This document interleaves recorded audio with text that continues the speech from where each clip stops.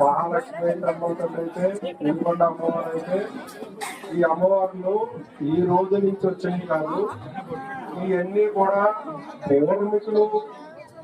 ఆ బుద్ధిహీనులు ఆనాడు తీసుకొచ్చి ఇక్కడ కుదురు మొక్కలపేట కుదురుకేసి తన మొక్కలపేట తల్లిగేసి ఈ అప్పదేవుల ముగ్గురిని కూడా ఈ గ్రామాన్ని పరిపాలించమన్నారు. ఏమంటే ఈ గ్రామములు గ్రామ దేవతలు వేరు, విలవలేని ఏడుపులు వేరు,